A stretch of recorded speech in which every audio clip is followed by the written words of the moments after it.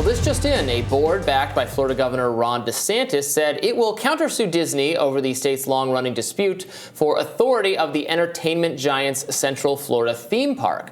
The move further escalates the ongoing feud between DeSantis and Disney, comes less than a week after Disney sued DeSantis and the board in federal court, citing that the governor retaliated against it for speaking out against Florida's parental rights in education bill, known by detractors as the Don't Say Gay bill.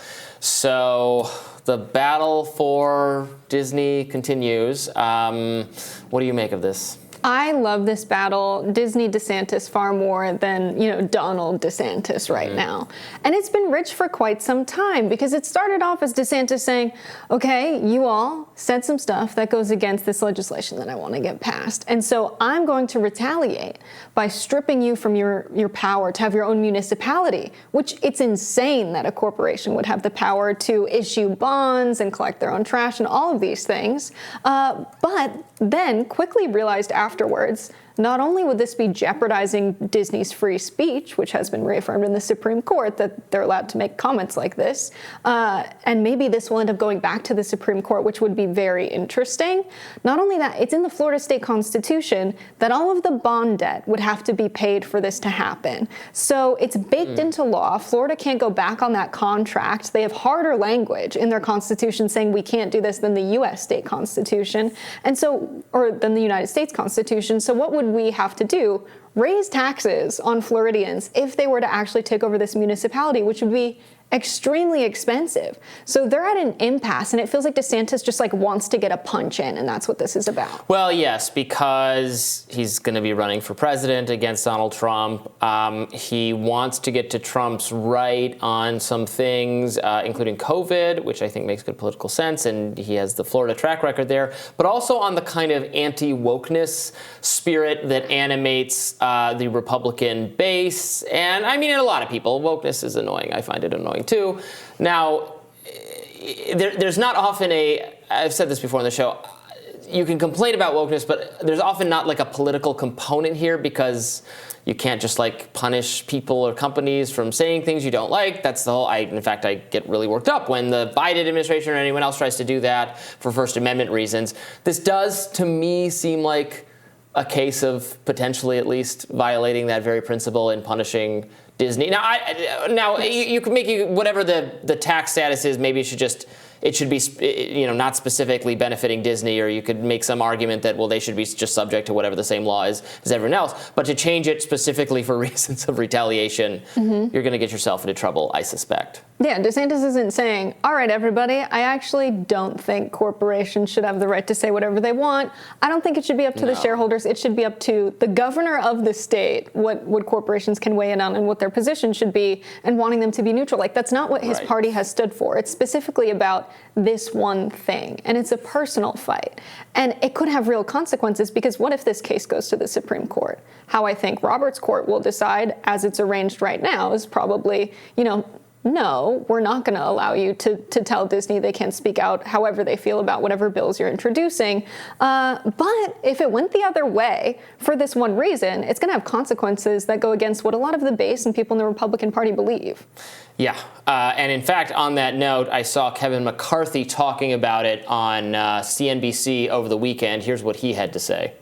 Well, the one thing I'd give him the same advice I give President Biden. Why wouldn't you sit down and negotiate and talk? If there's differences, you can always find ways that you can solve this problem. If you think the only action is to go to court, I believe that's wrong in the places instead of solving it. This is a big employer inside Florida. I think the governor should sit down with him. I don't think the idea of building a prison next to a place that you bring your family is the best idea.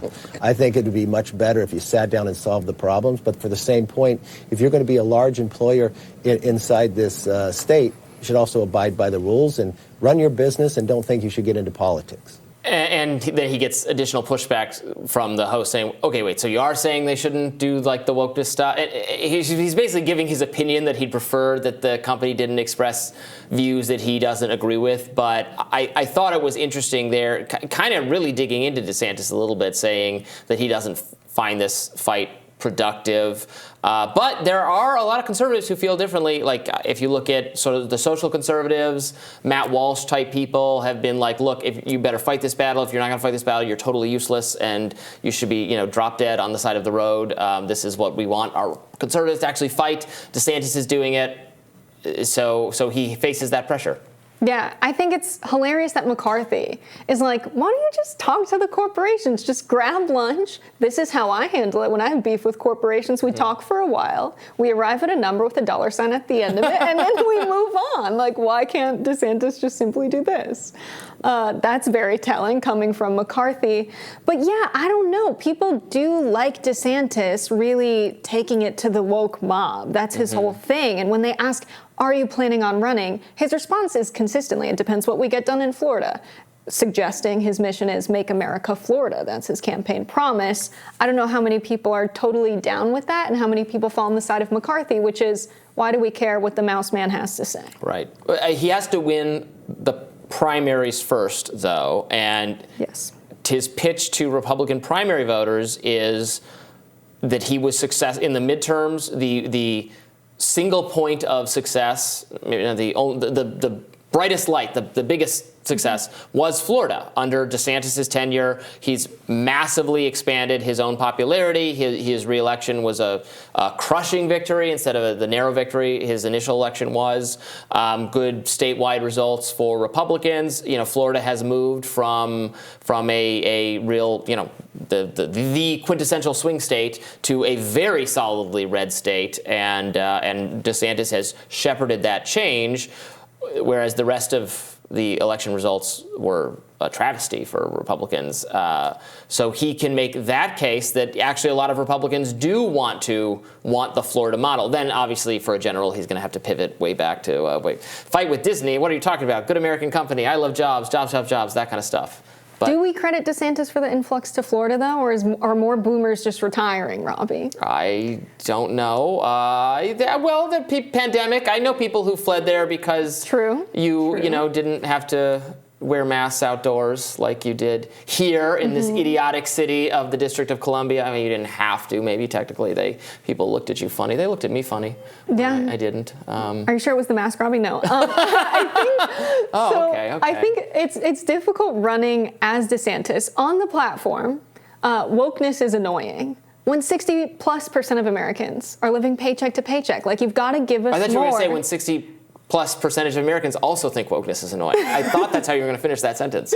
I do believe many people find wokeness annoying. However, that word means something that it never used to mean, right? That's the power of language in our politics. They're like, oh, this word describes something that is kind of a threat to our power in some way if people take it seriously. So let's make it mean something it does not. Let's make it about people policing language instead of, teaching others about system of oppression and things like that. Well, I mean, as you said, words change over time. Sorry, progressives redefine language all the time. It's you can't say that that's not fair. I think you always hated wokeness, Robby. I don't think you hate the new wokeness in the way that I don't know. I don't agree with the "Don't Say Gay" bill. I don't have any problem with Disney's opposition to it. Really, I think I tend to get annoyed when there's a hypocrisy angle to corporations being like really worked up about, for instance, or marriage equality in the state of Florida or something. Say that's what the issue is.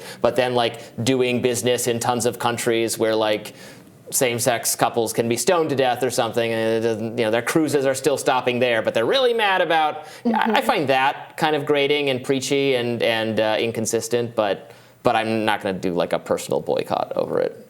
I think that's fair. The one other thing that I think could come out of this whole DeSantis thing, we've heard of billionaires like Elon Musk trying to effectively make their own work camp cities, right?